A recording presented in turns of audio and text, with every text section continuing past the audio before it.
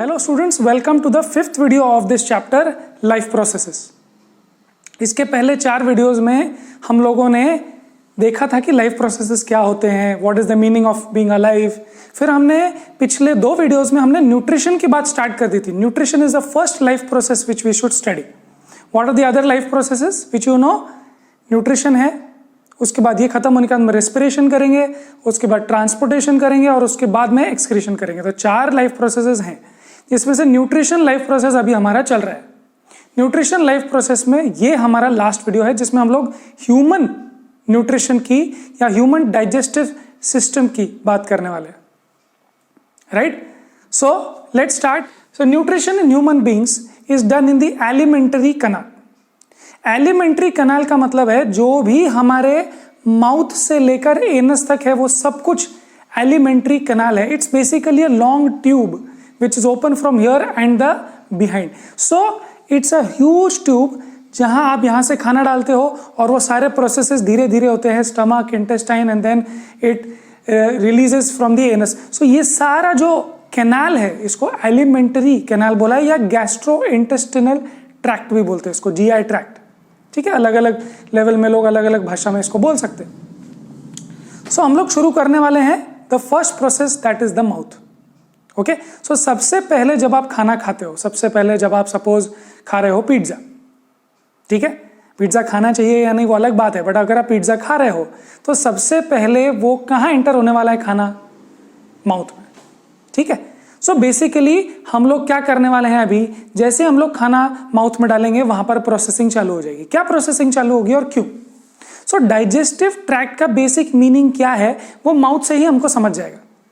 Digestive tract का ये meaning है कि हम लोग वो पिज्जा खा के चीजें कर सके, जैसे मैं बात कर सकूं, मैं भाग सकूं, मैं चल सकूं, मैं ग्रो हो सकूं, ये सब मुझे करना है वो फूड से। सो वो फूड से जो मुझे भी मटेरियल मिलने वाला है, जो एनर्जी मिलने वाली है, that basically should become me, that food should become me. तो उसका प्रोसेस चालू हो जाता है माउथ से। यस, कैसे प्रोसेस चालू हो जाता है?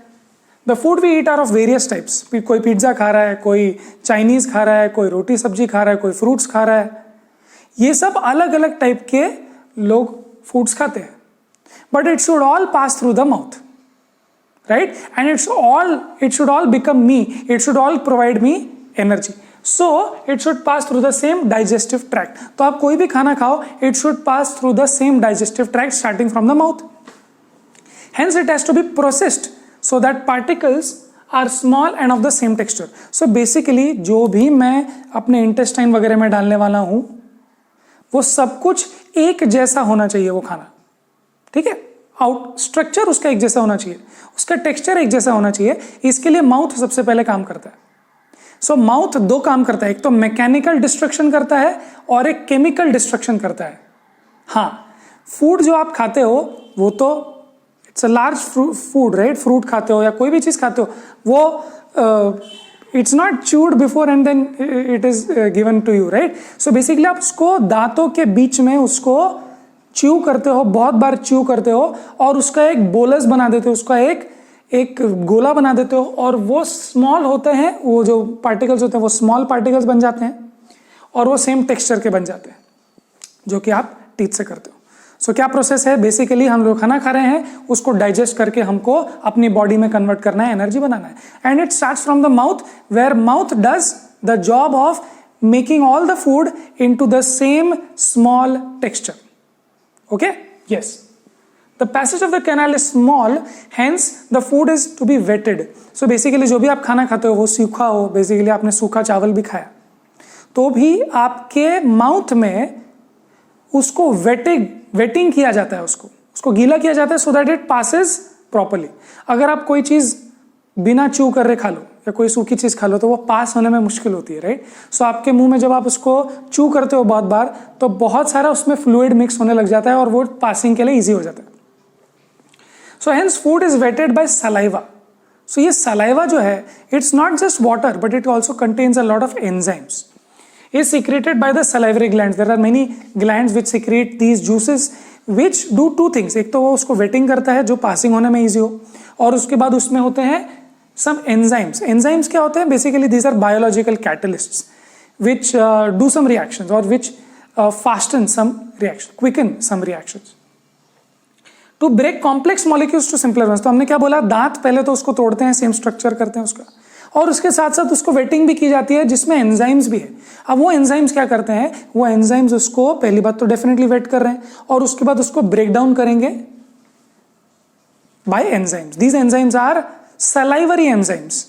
एंजाइम्स क्या है, these are some proteins which quicken some reactions. तो बेसिकली क्या रिएक्शन है, जो भी पास्ता में, पिज्जा में, चाइनीज में, रोटी में जो भी मॉलिक्यूल्स हैं, वो मॉलिक्यूल्स आप डायरेक्टली अपने बॉडी में एब्जॉर्ब नहीं कर सकते, तो उसको तोड़ना जरूरी है. तो वो तोड़ना पहले तो यहां से स्टार्ट हो जाता है मैकेनिकली, और केमिकली यहां से सलाइवरी एमाइलेज कर सकते हैं.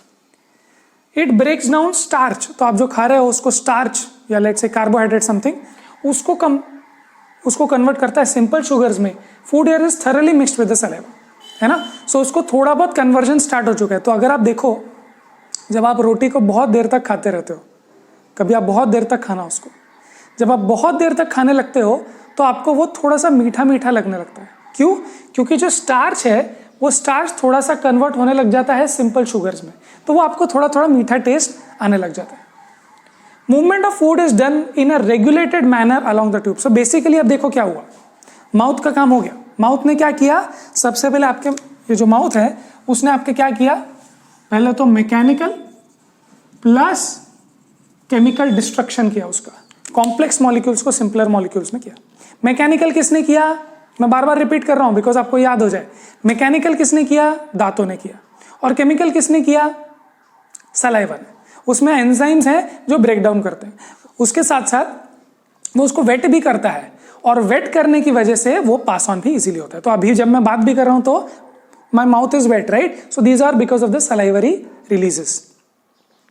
And fun fact, your body releases about 1 to 1.5 liter of saliva every day, right?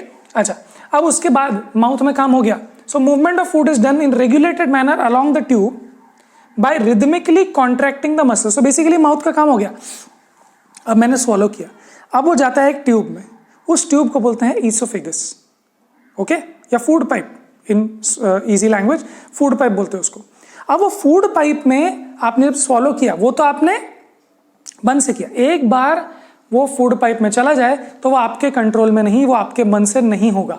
अब वो कैसे होगा, अब वो होगा these involuntary movements which are called peristaltic movements. Peristaltic movements are like these wave like movements, जिसमें जो इनवॉलेंटरी स्मूथ मसल सेल्स हैं या स्मूथ मसल्स हैं वो रिदमिकली कॉन्ट्रैक्ट होते हैं. सो बेसिकली ये देखो, ये कॉन्ट्रैक्शन है, ये ऐसा पाइप है, तो ये कॉन्ट्रैक्शन धीरे धीरे धीरे धीरे नीचे पास होता है, जिसकी वजह से वो जो फूड है वो फूड नीचे नीचे नीचे पुश होता रहता है. Yes, so these are rhythmically contracting.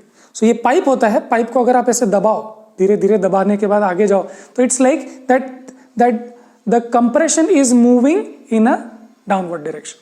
Now that compression, that peristaltic movement is so important and so interesting that even if you are upside down and you eat something, that food will still go to your stomach even if you are upside down because of this peristaltic movement. So opposite to gravity भी उसको लेके जा सकता है.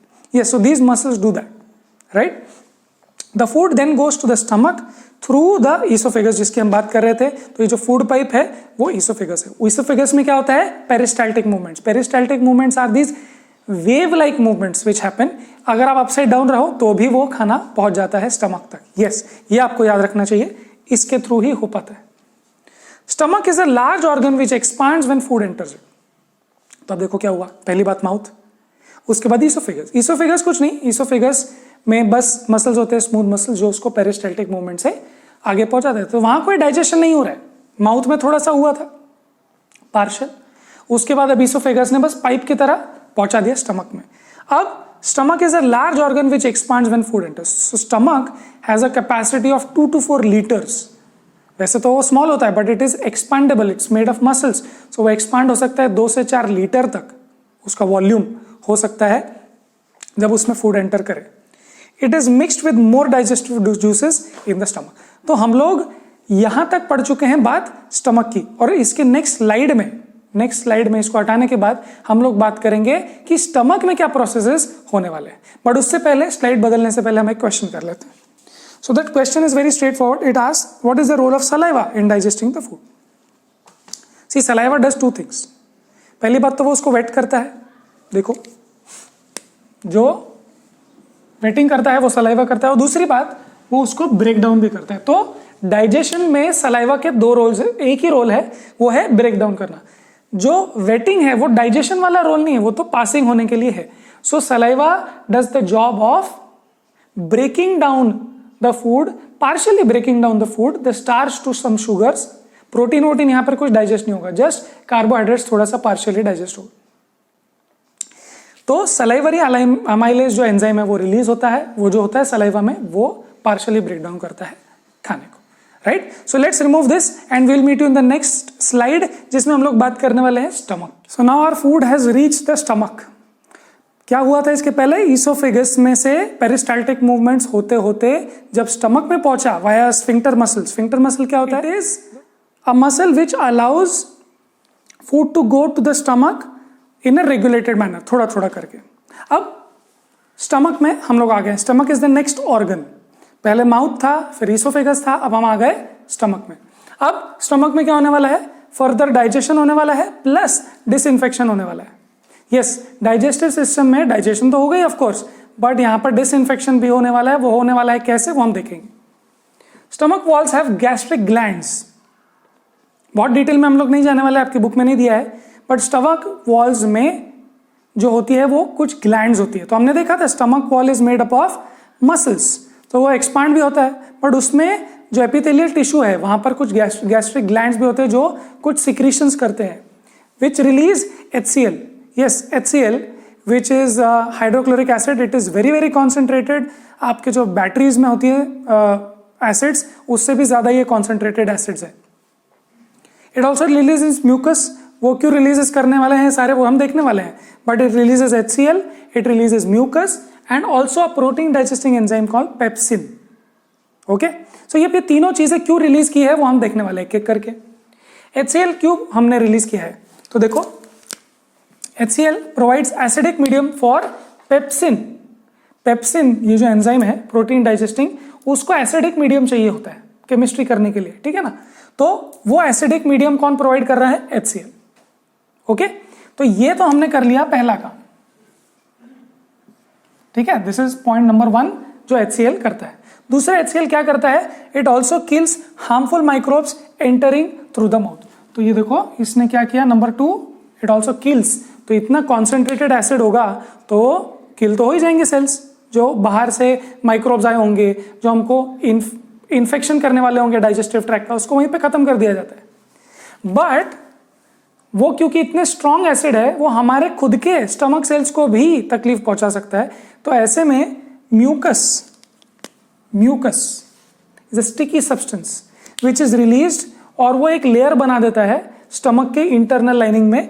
This layer protects the inner lining of the stomach from its own digestion, from its own acidic environment. तो उसने acid छोड़ा दो काम के लिए, एक तो पेप्सिन एक्ट करेगा तो प्रोटीन डाइजेस्ट होगा पार्शियली, आगे स्मॉल इंटेस्टाइन में भी वो डाइजेस्ट होने वाला है कंप्लीटली, बट अभी पार्शियली डाइजेस्ट हो गया प्रोटीन, उसके लिए पेप्सिन चाहिए और पेप्सिन को एसिडिक एनवायरमेंट चाहिए, तो HCl ने काम कर लिया। दूसरी बात, वो डिसइंफेक्शन के लिए भी काम आता है, जो बाहर से माइक्रोब्स को मारने के लिए।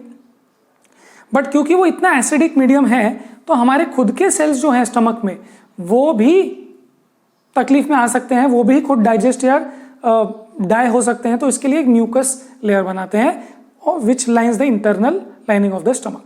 तो उस वजह से हमारा ये म्यूकस का पर्पस हमको समझ में आ गया। नेक्स्ट, तो हमने देख लिया HCl, हमने देख लिया म्यूकस और हमने देख लिया पेप्सिन। इन तीनों का फंक्शन देख लिया।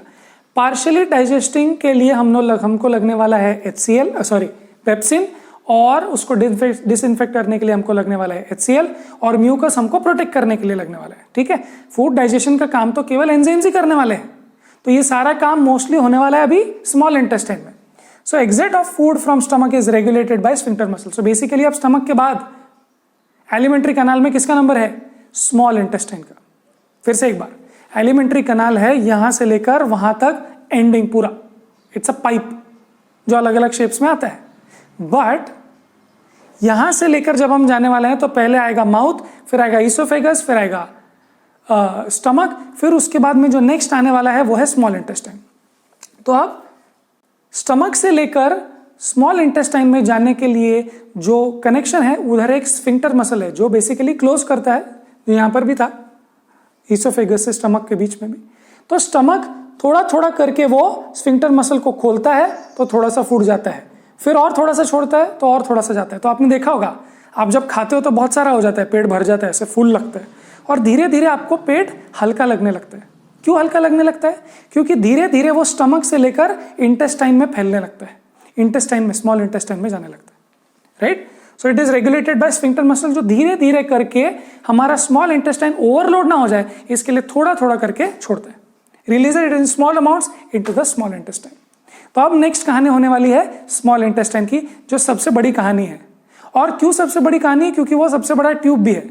Small intestine is not small, it's a very long tube, but उसको स्मॉल इसलिए बोला गया है बिकॉज उसका diameter as compare to large intestine छोटा है, आधा है ऑलमोस्ट, इसलिए उसको स्मॉल इंटेस्टाइन बोला। बट मोस्ट ऑफ द कहानी, most of the digestion and complete digestion जो अभी बच गया है, जो भी डाइजेशन बच गया है, वो सारा के सारा डाइजेशन होने वाला है अब स्मॉल इंटेस्टाइन में। और स्मॉल इंटेस्टाइन की कहानी में अब और भी ऑर्गन्स आने वाले हैं जो एलिमेंट्री कैनाल से अलग है, जैसे कि लिवर आएगा, गॉल ब्लैडर आएगा, पैंक्रियास आएगा, वो सब आएगा स्मॉल इंटेस्टाइन की कहानी में। तो वो थोड़ी सी लंबी कहानी है जो हम लोग नेक्स्ट स्लाइड में लेने वाले हैं। बट एक क्वेश्चन हम लोग कंप्लीट कर लेते हैं। What is the role of acid in our stomach? तो क्या दो रोल्स हैं। पहला रोल है कि वो पेप्सिन को एक्ट करने के लिए एसिडिक मीडियम चाहिए जो वो तैयार करके देता है, और दूसरी बात वो also kills the harmful microbes which have entered through the mouth, right. So ये दो चीजें करता है एसिडिक मीडियम या HCl, right. So let's remove this and next slide में हम लोग बात करने वाले हैं लॉन्ग प्रोसेस की जो है स्मॉल इंटेस्टाइन। सो चलो मिलते हैं नेक्स्ट स्लाइड में, राइट। सो अभी हमारा जो फूड स्टमक से लेकर इंटेस्टाइन में धीरे धीरे करके जा रहा था वाया द स्फिंक्टर मसल, अभी स्मॉल इंटेस्टाइन में क्या होने वाला है वो हम देखने वाले हैं। Small intestine is not small, it is very very long and the diameter is small, इसलिए उसको स्मॉल इंटेस्टाइन बोला। Now what does the small intestine do? It's a very long tract, it's a hollow tract, और वहां पर बहुत सारा action होने वाला है। बेसिकली वहां पर होने वाला है complete digestion of carbohydrates, proteins and fat. वहीं पर फाइनल डाइजेशन वाला केस होने वाला है, सब कुछ फाइनली वहां पर ही होने वाला है अभी, राइट। वैसे तो स्मॉल इंटेस्टाइन के भी 3 पार्ट्स होते हैं, वो 3 पार्ट्स के अलग अलग अपने रिक्वायरमेंट्स हैं, पर इतने डिटेल में आपको 10th स्टैंडर्ड में तो नहीं है। सो स्मॉल इंटेस्टाइन में क्या होने वाला है? बेसिकली देखो, longest part fitted with a compact, fitted into a compact space due to extensive coiling. तो आपने कभी भी अगर ह्यूमन एनाटॉमी देखी होगी तो आपको वो जो बीच में गोल गोल गोल गोल घूमता हुआ दिख भी रहा है आपको, that is the small intestine. So बहुत स्मॉल स्पेस में वो है, पर वो बहुत लंबा इंटेस्टाइन, लंबा ऑर्गन है। It's a hollow organ and it is extensively coiled, जिसकी वजह से वो पेट में आ जाता है, right. Longer in herbivores and shorter in carnivores. So basically ये पॉइंट देखो क्यों है। See small intestine is the site for complete digestion. तो जब लेट्स से हर्बीवोर्स जैसे कि गाय, तो गाय जब घास खाती है तो it is tough cellulose, you know, the outer cell, the layers of the plants और the leaves is made up of cellulose, और वो उसको कुक करके तो खाएंगे नहीं, वो डायरेक्ट खाने वाले हैं। तो बेसिकली वो बहुत टफ लेयर को डाइजेस्ट करने के लिए बहुत लॉन्ग डाइजेस्टिव ट्रैक्ट की जरूरत पड़ने वाली है। सो जो हर्बीवोर्स है, जो घास खाते हैं विदाउट कुकिंग जो खाते हैं, उनको long digestive tract, long small intestine चाहिए जिससे वो डाइजेस्ट हो सके। So yes, these herbivores have long small intestines whereas shorter in carnivores. So basically let's take say lion for example. Lion का small intestine बहुत ज़्यादा long नहीं है because जो वो खाता है that's not very difficult to digest. Yes, वो cook नहीं करने वाला, but it's not as difficult to digest as let's say grass is. So इसीलिए ये आपको पॉइंट याद रखना चाहिए, हर्बीवोर्स में वो लॉन्ग होता है। ये नहीं आपको सोचना है कि नॉनवेज खाते हैं जो लोग वो बहुत कॉम्प्लिकेटेड है खाना इसलिए उसको लॉन्ग स्मॉल इंटेस्टाइन चाहिए, ऐसी बात नहीं है, राइट। हर्बीवोर्स का इंटेस्टाइन बहुत लॉन्ग होता है और उनको बहुत देर तक उसको चबाते रहना पड़ता है। तो आपने गाय को देखा होगा, चबाती रहती। नाउ बेसिकली स्मॉल इंटेस्टाइन में क्या क्या होता है, तो स्मॉल इंटेस्टाइन में वो खुद के स्मॉल इंटेस्टाइन खुद के भी जो सिक्रीशंस करता है वो, और उसके असिस्टिंग ऑर्गन्स भी होते हैं जो एलिमेंट्री कैनाल के पार्ट नहीं है बट असिस्टिंग ऑर्गन्स होते हैं, जैसे लिवर एंड पैंक्रियास। वैसे तो गॉल ब्लैडर भी होता है but gall bladder is only storing the fluid.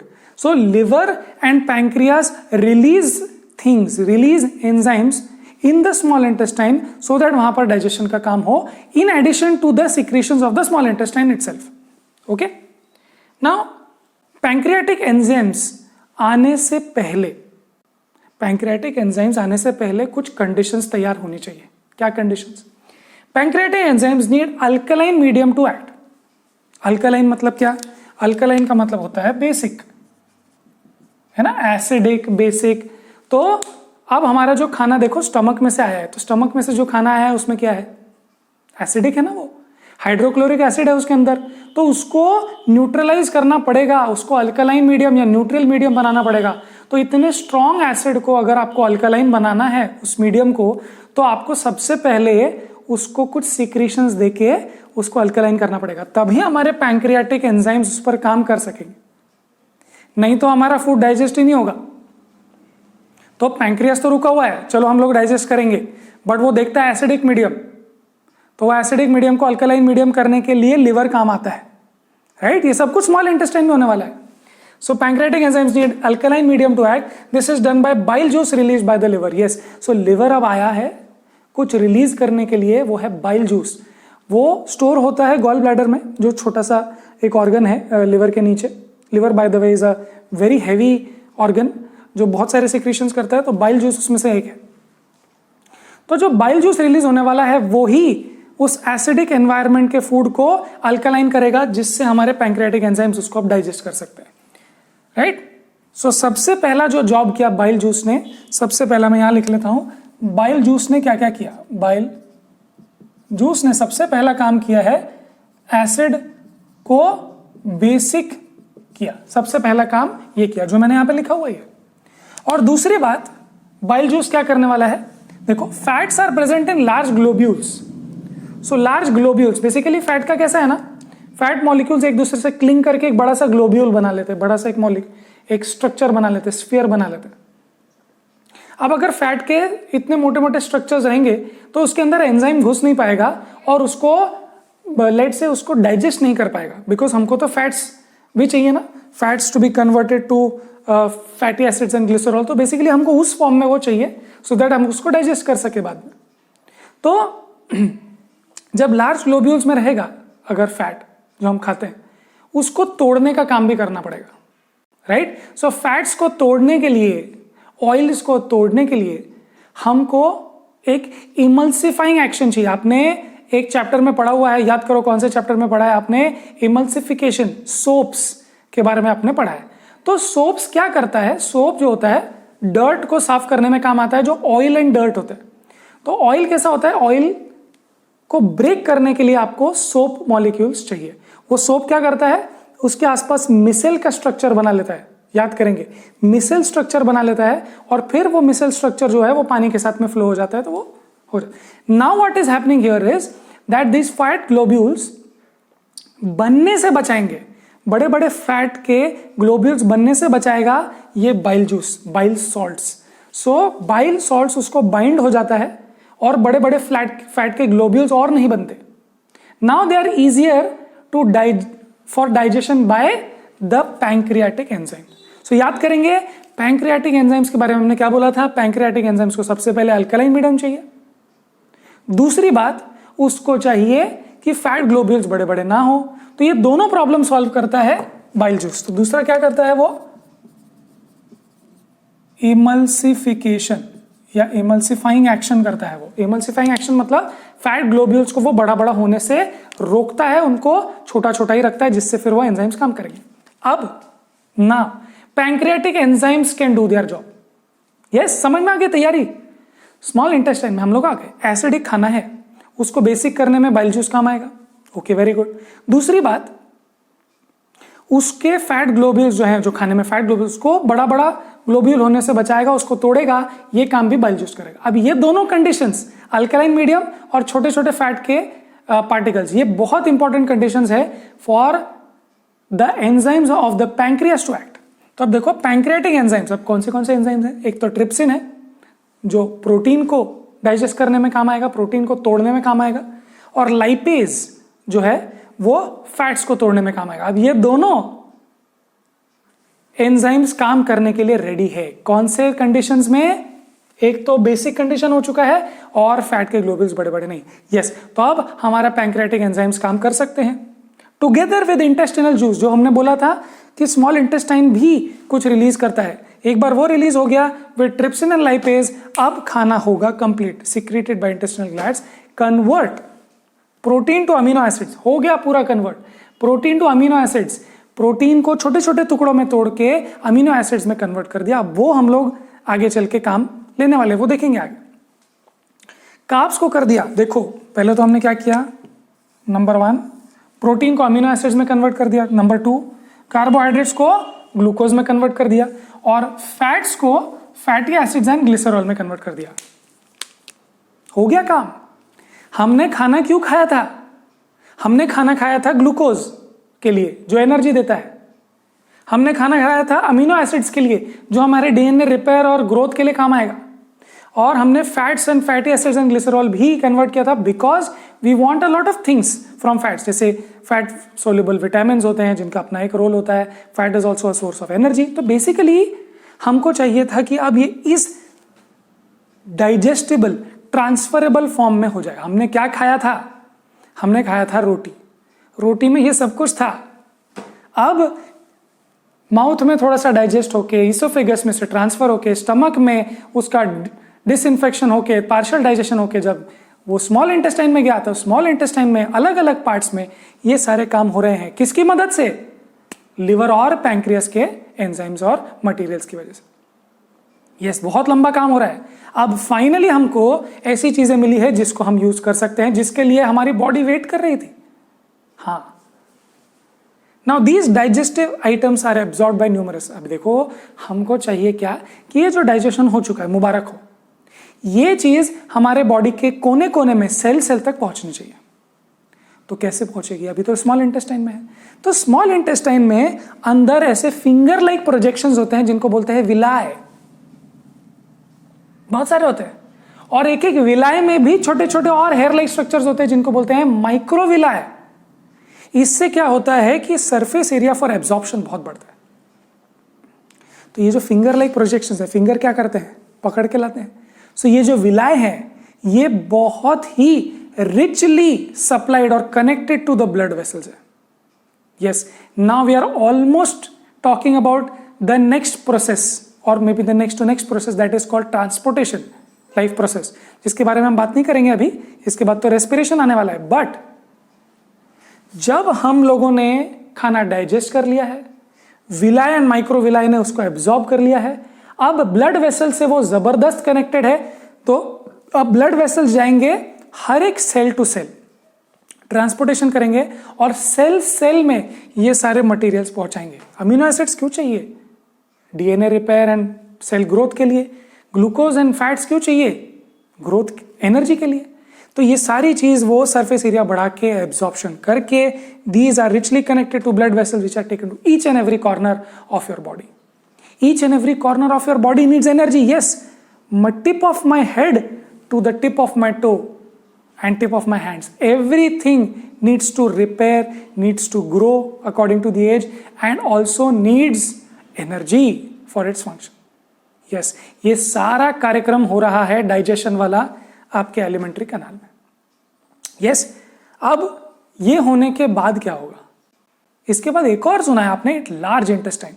But basically large intestine क्या करने वाला है, बहुत छोटा सा बात है जो हम इसको हटाने के बाद नेक्स्ट पार्ट में करने ही वाले हैं। कुछ क्वेश्चंस कर लेते हैं नेक्स्ट पार्ट पे जाने से पहले, जो कि बोलता है how is the small intestine designed to absorb digested food. तो हमने बोला एक होता है विलाय और होता है उसके अंदर और माइक्रोविलाय, और उसमें होते हैं blood connections. So basically surface area बहुत बढ़ चुका है। और सी जस्ट इमेजिन राइट कि अगर मेरा हाथ ऐसा होता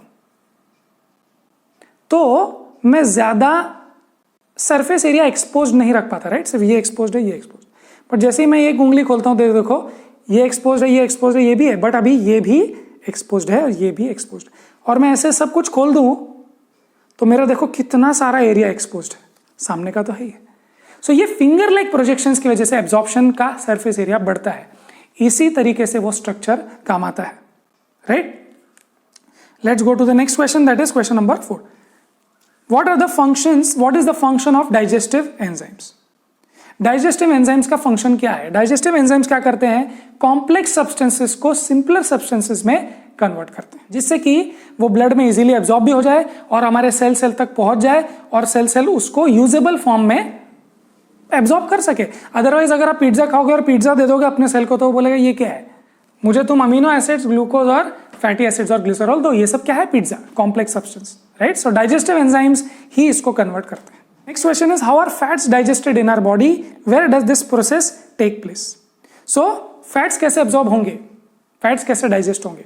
फैट्स डाइजेस्ट होने के लिए हमको दो प्रोसेस की जरूरत है। पहले तो हमको बाइल जूस या बाइल सॉल्ट्स लेने पड़ेंगे जो उसको इमल्सिफिकेशन एक्शन करेंगे, जो फैट ग्लोब्यूल्स होने से बचाएंगे, छोटे छोटे उसको पार्टिकल्स रखेंगे। और दूसरी बात उस पर काम करने वाला है लाइपेज, ये रहा, जो पैंक्रियाज में से निकलता है, पैंक्रियाटिक एंजाइम है, और वो उसको डाइजेस्ट कर देगा। और फाइनली वो इंटेस्टिनल जूस के साथ में एक्ट करने के बाद fats to fatty acids and glycerol में कन्वर्ट कर देगा, राइट। चलो अब इसको हटाने के बाद एक छोटा सा पार्ट बचता है जो है लार्ज इंटेस्टाइन का, जहां बेसिकली आपका डाइजेशन का काम मोस्टली हो चुका है, बट फिर भी थोड़ा सा पार्ट रह गया है। चलो इसको हटा देते हैं, मिलते हैं नेक्स्ट स्लाइड। अभी हमारा सारा के सारा फूड मटेरियल जो भी एब्जॉर्ब करना था, जो भी डाइजेस्ट करना था और जो भी यूज करना था, वो सारा की सारा स्मॉल इंटेस्टाइन से हो चुका है। अब जो वेस्ट मटेरियल बच जाता है जिसमें से हम एब्जॉर्ब नहीं कर पाए, अब वो सेंड हो जाता है लार्ज इंटेस्टाइन में। So large intestine is not large in length but it is large in diameter. Now basically large intestine में जो भी एंटर हुआ है वो मोस्टली वेस्ट मटेरियल है, एक्सक्रीशन है, फीसेस है। Yes, large intestine is not quite a part of the digestive system because the only thing which is left in the digestive system, the large intestine to be done is absorption of water from the undigested food. तो अब हो गया, digest कर लिया, अब जो बच गया है उसको हम लार्ज इंटेस्टाइन में भेजेंगे और वहां से वाटर एंड सॉल्ट्स हम लोग एब्जॉर्ब करके वापस ले लेंगे फॉर रीयूज। और अगर हम ऐसा नहीं कर पाते तो वो डायरिया हो जाता है, बिकॉज आपने देखा कभी कभी आपको डायरिया हो गया, लूज मोशंस हो गया, तो बहुत सारा पानी भी जाता है, right. It is basically very liquid. So in that scenario the large intestine is not working very well, right, because वो वाटर उसमें से एब्जॉर्ब नहीं कर पा रहा है और उसका एक पर्टिकुलर टेक्सचर नहीं कर पा रहा है, ठीक है। So unabsorb food is sent to the large intestine which is home to many bacteria. बहुत सारा गट बैक्टीरिया वहां पर होता है, तो वहां पर अनएब्जॉर्ब फूड सेंड हो गया है और वहां पर water and salts, we should also write salts, is absorbed back and the rest is sent out via the anus, regulated by the anal sphincter, जिसके बारे में आपको obviously जानकारी है ही है, that this is basically your waste, okay। so this final process जहां पर water निकालने का काम है वो करने वाला है large intestine, right। so अभी एक बार फिर से इसको लास्ट में रिवाइज करते हैं बिकॉज ये लॉन्ग वीडियो भी हो गया है, तो एक बार रिवाइज करना जरूरी है। हमने शुरू किया था ये सोच के कि हमको न्यूट्रिशन क्यों चाहिए, न्यूट्रिशन क्यों चाहिए, बिकॉज हम चाहते हैं कि हमारी बॉडी में एनर्जी आए और ग्रो भी हो हम लोग। उसके लिए हम लोग न्यूट्रिशन लेते हैं, उसके लिए हम खाना खाते हैं। खाना पास होता है एलिमेंट्री कैनाल से। What is alimentary canal? It starts from here and ends at the anus, clear. Now यहां से जब हम खाना खाते हैं तो वो बहुत कॉम्प्लेक्स सब्सटेंस होता है for anybody, for any herbivore, carnivore, it is complicated substance which has to be broken down so that it can be absorbed and sent to the cells for growth and for energy, right। अब हम शुरू करते हैं mouth से। Mouth में salivary glands हैं, उससे वो सलाइवरी माइलेज से थोड़ा सा वो कार्बोहाइड्रेट स्टार्च जो है वो थोड़ा सा डाइजेस्ट होना स्टार्ट हो जाता है इनटू शुगर्स, ठीक है, दैट इज वन। उसके बाद एक कॉमन टेक्सचर बन जाता है, वेट हो जाता है और वो इजीली पास हो जाता है through the oesophagus to the stomach. वहां पर एक स्फिंक्टर मसल होता है जो थोड़ा थोड़ा करके स्टमक को देता है। अब स्टमक क्या है? एक लार्ज ऑर्गन है, 2 से 4 लीटर उसकी कैपेसिटी है। अब वहां पे बहुत सारे रिलीजेस होते हैं, वहां पर होता है HCl रिलीज, म्यूकस और पेप्सिन। ये सब चीजें रिलीज होने के बाद वो पार्शियली डाइजेस्ट होता है और डिसइंफेक्ट होता है। वहां से जो एक और स्फिंक्टर मसल है वो वहां धीरे धीरे करके स्मॉल इंटेस्टाइन को देता है.